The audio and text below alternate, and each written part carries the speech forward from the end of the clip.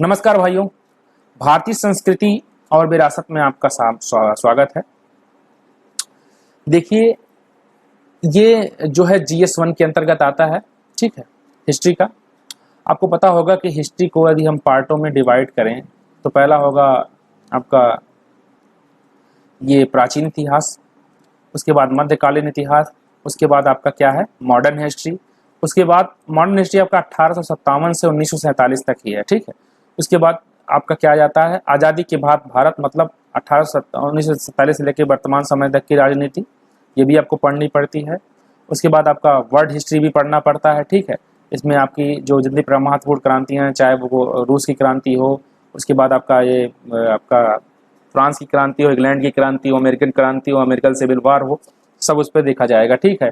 पुनर्जागरण काल हो या फिर आपका रेनेसा पीरियड हो, सब चीज़ देखा जाता है यहाँ पे वर्ल्ड हिस्ट्री में। ज़्यादा बड़ा टॉपिक नहीं, लेकिन आप वर्ल्ड हिस्ट्री जब तक क्लियर नहीं करेंगे आप यहाँ पे शून्य हो जाएंगे। कहाँ पर? IR में। IR आपका क्लियर नहीं होगा, तो आपको इसको बेहतर करने के लिए इसको पढ़ना पड़ेगा। और IR पढ़ने के लिए आपको जियोग्राफी में मैपिंग भी पढ़नी पड़ेगी, ठीक है। तो ये चीज़ें हैं, तो सारी चीज़ें मैं आपको लेकर के चलूँगा। तो वर्ल्ड हिस्ट्री है, और एक पार्ट और है, छठा पार्ट इसका जो है कौन सा है, तो छठा पार्ट आपका है आर्ट एंड कल्चर।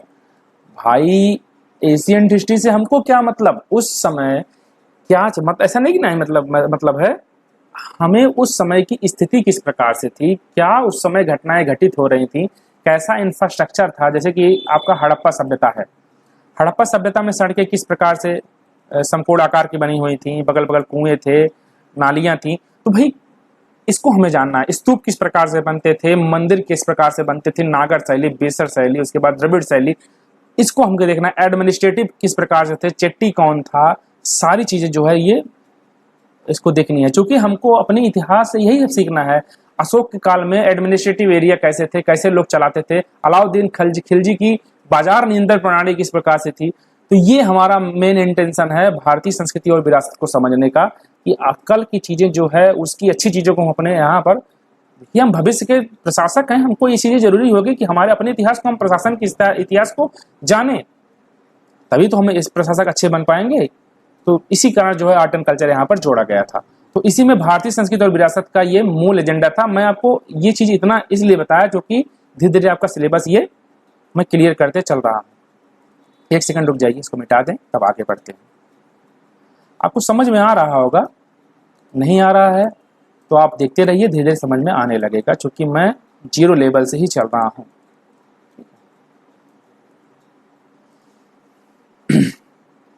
देखिए, इसमें विश्व धरोहर स्थलों में की अस्थायी सूची में 6 स्थल शामिल है यूनेस्को में, ठीक है। मैंने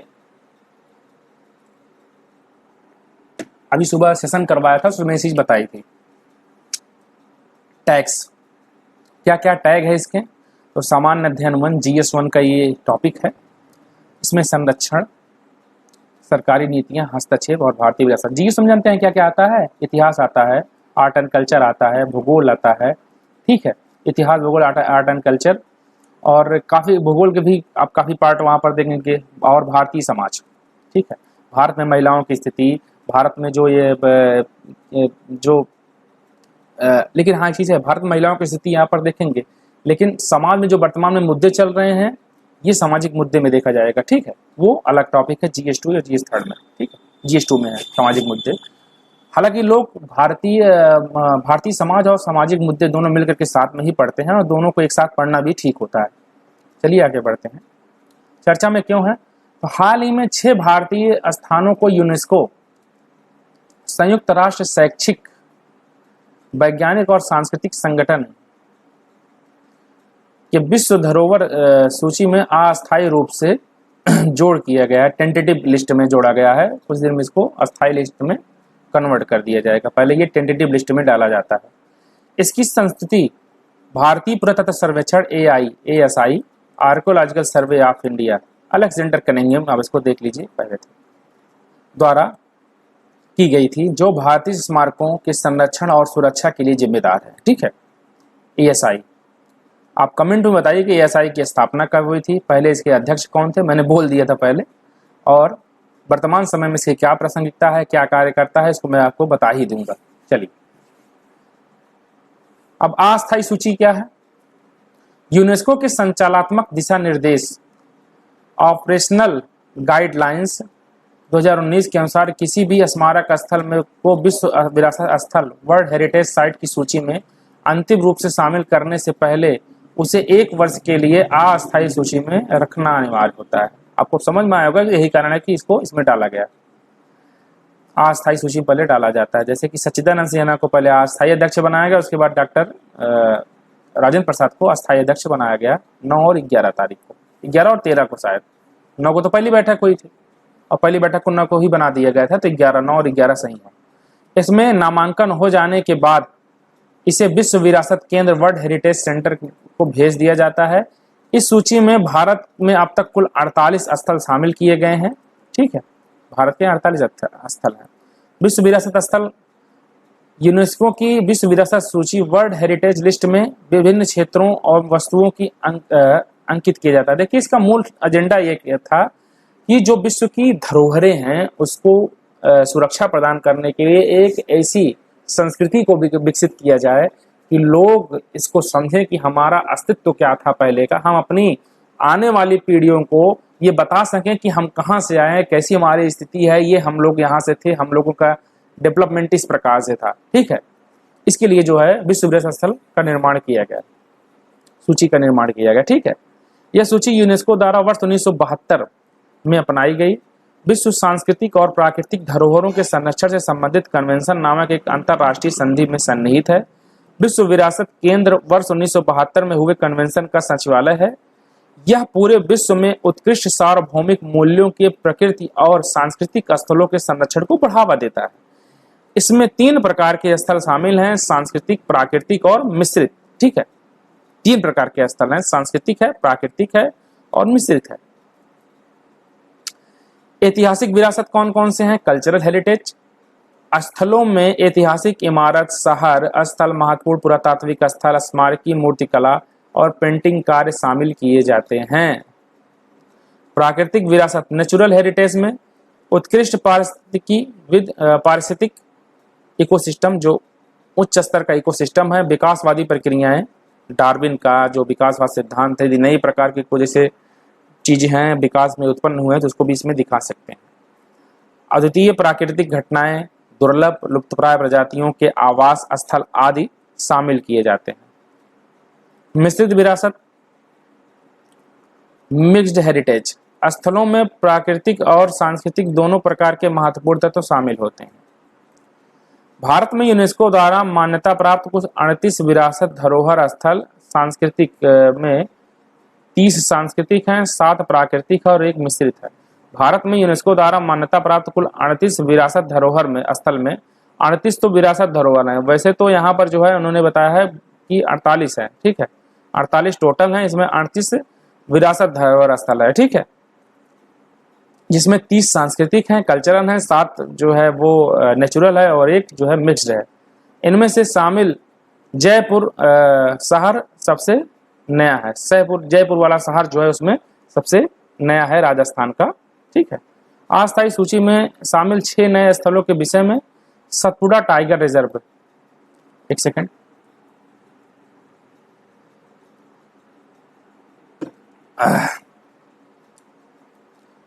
सतपुड़ा टाइगर रिजर्व, यह सारे सिर्फ सहित हिमालयी क्षेत्र में 26 प्रजातियों और नीलगिरी क्षेत्रों में 42 प्रजातियों का घर है, जहां बाघों के लिए आरक्षित सबसे बड़ा क्षेत्र है और बाघों की सबसे बड़ी आबादी भी पाई जाती है। इसको लिया गया Satpura tiger reserve, number 1 Madhya Pradesh.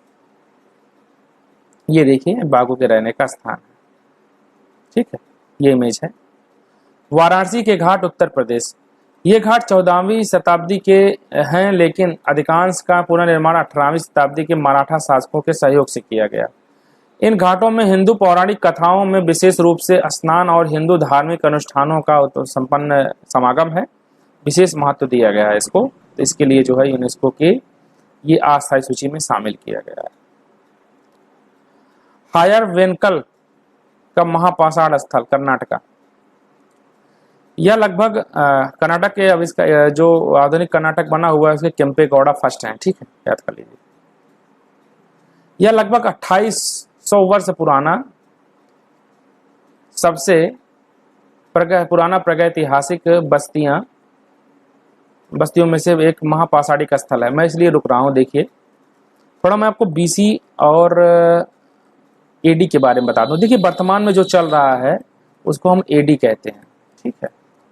अब वर्तमान में कितना चल रहा है आपका 2021 चल रहा है, 2021 चल रहा है। आप इससे 2021 साल पीछे जाएंगे जब यहाँ पर, तो यहाँ पर सपोज दैट ये 0 हो गया, 2021 साल मतलब आप पीछे जाएंगे तो यहाँ पर हो जाएगा 1 BC, इस तरफ 1 BC यहाँ से स्टार्ट हो जाएगा, ठीक है। और यहाँ से फिर आप जैसे इंडस वैली सिविलाइजेशन 2500 BC का था ना, ठीक है। अब 1 BC यहाँ पर है। 2021 साल यदि आप पीछे जाएंगे तो 1 BC मिलेगा, और इससे 2500 साल पीछे जाएंगे तो आपको इंडस वैली सिविलाइजेशन मिलेगी। आई होप यहाँ से लेकर के यहाँ तक के बीच का जो कितना लगभग समय है 4500 साल, 4500 सालों का इतिहास जो है आप यहाँ से आप पढ़ते हैं। यहाँ पर मैंने इसको बताने का कोशिश किया तो 2021 साल आप पीछे जाएंगे और 700 साल और पीछे जाएंगे, मतलब कि 7 BC के आसपास जो होगा ये 7 से 6 BC के आसपास जो होगी ये धरोहर होगी, ठीक। यही तो हुआ ना। चल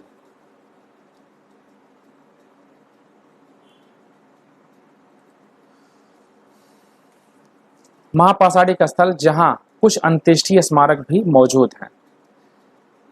इस स्थान पर ग्रेनाइट के ताबूतों वाले स्मारक हैं। इस स्थान को नवपाषाण या नियोलिथिक कालीन स्मारकों के अत्यंत मूल्यवान संग्रहालय के कारण विश्व विरासत स्थल की मान्यता के लिए प्रस्तावित किया गया था, ठीक है। तो ये देखिए यहाँ पर अमूल्य निधि है, यहाँ पर स्नान वगैरह के स्थान हैं जहाँ पर स्नान करते थे लोग, ठीक है। पत्थर को रखा गया है ऐसे, इसको विश्व विरासत स्थल में मान्यता दी गई। मराठा सैन्य वास्तुकला। महाराष्ट्र के 17वीं शताब्दी के मराठा राजा छत्रपति शिवाजी के समय 12 किले शिवनेरी, रायगढ़, तोरड़ा, राजगढ़, सल्हेर, मल्हेर, पन्हाल, प्रतापगढ़, लोहारगढ़, सिंधुदुर्ग, पद्मदुर्ग, विजयदुर्ग और कोलंबा हैं, ठीक है। ये किले रॉक काटकर सुविधाओं और पहाड़ियों के ढलानों पर परतों की परिधि के रूप में और दीवारों का निर्माण, मंदिरों का निर्माण, महलों और बाजारों का निर्माण, मध्ययुगीन वास्तुकला के लगभग हर रूप में सहित वास्तुकला के विभिन्न रूपों को नई अंतर्दृष्टि प्रदान किया गया है। तो इसको भी इसमें शामिल किया गया। ये देख लीजिए, ये शिवाजी जो थे उनके समय मराठा के समय बनाया गया, ठीक है। नर्मदा घाटी में भेड़ा घाट, लमेता घाट, जबलपुर मध्य प्रदेश। भेड़ा घाट जिसे भारत का ग्रांड कैनियन कहा जाता है, जबलपुर जिले में स्थित है। नर्मदा नदी के दोनों ओर संगमरमर के 100 फीट ऊंची चट्टानें और उनके भिन्न भिन्न रूप भेड़ा घाट की खासियत है। नर्मदा घाटी में विशेष रूप से जबलपुर और भेड़ा घाट, लमेता घाट क्षेत्र डायनासोर की कई जीवाश्म पाए गए हैं, इसलिए ये विश्व धरोहर सूची में शामिल किए गए। नर्मदा नदी संगमरमर की चट्टानों से होकर गुजरती एक सकरी होकर जाती है और अंत में एक झरने के रूप में नीचे गिरती है जिसका नाम धुआंधार जलप्रपात है, ठीक है। आपको थोड़ा बता दूं, नर्मदा नदी का उद्गम जो होता है सतपुड़ा की पहाड़ियों से होता है। सतपुड़ा की पहाड़ियों से जब नर्मदा की यहाँ पर मैकाल श्रेणी पे से निकलता है। सतपुड़ा को 3 भागों में मैकाल, राजपीपला और महादेव में बांटा गया है। तो ये मैकाल श्रेणी से निकलता है, यहाँ से 2 नदियाँ निकलती हैं। एक इधर उत्तर की तरफ चला जाता है सोन नदी होते हुए, ये 3 नदियाँ निकलती हैं, एक सोन और इधर दामोदर की तरफ एक निकल जाता है, और इधर जो है आपकी नर्मदा नदी जो है आपकी भ्रंश घाटियों से होकर के यहाँ पर पूरे के पूरे मध्य प्रदेश में और रीजन वाले में होते हुए फिर बहती हैं, ठीक है। ये चीज़ें हैं, थोड़ा इसको मैंने बताने की कोशिश की आपको। तो धुआंधार जलप्रपात भी कहाँ पे है, तो मध्य प्रदेश में ही। उसके बाद कांचीपुरम का तमिलनाडु में मंदिर जो है ये भी विश्व धरोहर सूची की अस्थाई में गया है। कांचीपुरम अपनी आध्यात्मिकता और शांति और रेशम के लिए माना जाता है। या बेगावती नदी, इंपॉर्टेंट है, इसको देख लीजिए किसकी दृष्टि से, पीटी की दृष्टि से। यह बेगावती का के तट पर स्थित है, नदी के तट पर स्थित है। इस ऐतिहासिक शहर की कभी 1000 मंदिर थी, जिनमें से अब केवल 126, 108 शैव और 18 वैष्णव ही बचे हुए हैं। ठीक है, पहले शैव और वैष्णव अनुयायी जो है आपस में लड़ते थे, ठीक है, एक दूसरे को महान मानने के लिए। इसे पल्लव राजवंश की 6वीं एवं 7वीं शताब्दी के बीच अपनी राजधानी बनाया गया। ये मंदिर द्रविड़ शैली में बने हुए हैं। द्रविड़ शैली आपको पता है क्या होता है? द्रविड़ शैली में कभी मैं बताऊंगा, अभी टाइम नहीं है, आगे बढ़ते हैं। कभी अब बेसर शैली, उसके बाद द्रविड़ शैली, नागर शैली, सभी को लेकर के आएंगे। ठीक है, तो वहाँ पर आपको हम बताएंगे इसके बारे में। ये है आपके मंदिर है द्रविड़ शैली। ठीक है, उसके बाद एक पंचायतन शैली भी होती है, उसको भी बताएंगे। तो बस आज के लिए इतना ही। चलिए हम फिर अगला वीडियो आपको लेकर के आएंगे, उसमें आपको बताने का प्रयास करेंगे। तब तक के लिए जय हिंद, जय भारत, नमस्कार।